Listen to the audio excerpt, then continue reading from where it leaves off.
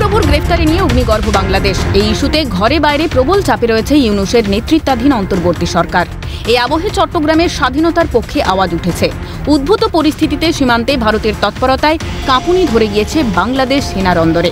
এই অশান্ত পরিস্থিতিতে বাংলাদেশের 28টি অস্ত্রাগারের মধ্যে 20টির নিয়ন্ত্রণ জামাত ও হিজবুত তাহরির মতো মৌলবাদী সংগঠনের লোকেদের হাতে চলে গিয়েছে বলে সূত্রের খবর।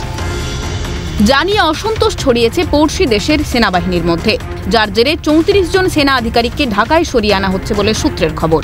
এই পরিস্থিতিতে জামাত ও হিজবুত তাহরির মতো সংগঠন সেনার একটি অংশের সঙ্গে হাত মিলিয়ে ভারত বিরোধী বাতাবরণ তৈরির পরিকল্পনা চলছে বলে জানা গিয়েছে। গোটা ঘটনায় সেনা বিদ্রোহের মুখে দাঁড়িয়ে বাংলাদেশ বলে মনে করছেন প্রতিরক্ষা বিশেষজ্ঞরা। সেনা সদর দপ্তর থেকে একটা প্রেস ব্রিফিং করা হয়েছে।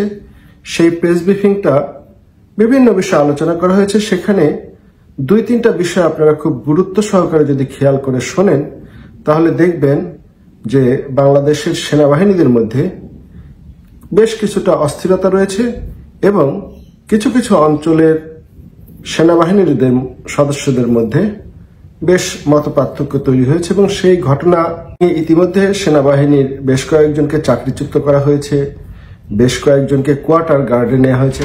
এই প্রেক্ষাপটে কার্যত ঘুরিয়ে ভারতকে হুঁশিয়ারি দিলেন বাংলাদেশের chief air marshal Hasan Mahmud খান।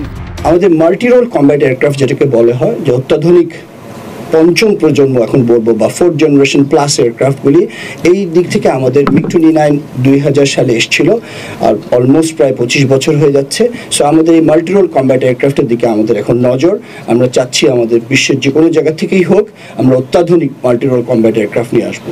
এবং এছাড়াও আমাদের এয়ারফোর্সের অন্যান্য ধরনের helicopter, surface two air missile, medium range surface two air missile, এই ধরনের সক্ষমতা বৃদ্ধি করার জন্য আমরা সচেষ্ট আছি। সেদেশের যে 28টি অস্ত্রাগার, আমরা যে তথ্য জানাচ্ছি যে সেদেশের বাংলাদেশের 28টি যে অস্ত্রাগার রয়েছে তার মধ্যে 20টি অস্ত্রাগারের দায়িত্বে বা মাথায় এই মুহূর্তে মাহফুজ আলম, হিজবুত তাহরি এবং জামাতের যারা জঙ্গি শিবিরের লোকজন তারা বসে পড়েছে। খুব অ্যালার্মিং। এবং সেনাবাহিনী এটা বোঝার পর তারা খেপে গেছে।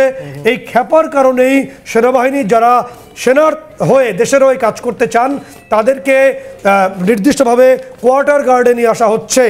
এবং জেনারেল ওয়াকারুজ্জামান নির্দিষ্টভাবে এই সিদ্ধান্ত নিয়েছেন। তিনি যারা মুক্তিযুদ্ধের পক্ষে, বাংলাদেশ স্বাধীনতার পক্ষে যে সমস্ত সেনাপ্রধান, সিনিয়র সেনাপ্রধান, তাদেরকে বা ঢাকায় নিয়ে আসা হচ্ছে এবং মূলত কোয়ার্টার গার্ড করা হবে 34 জন সিনিয়র সেনাকর্তাকে বলে সূত্র গোয়েন্দা রিপোর্ট আসছে। এখানেই প্রশ্ন উঠছে যে ভারতের পদক্ষেপের আশঙ্কাতেই কি পঞ্চম প্রজন্মের যুদ্ধ বিমান কেনার ভাবনা বাংলাদেশের?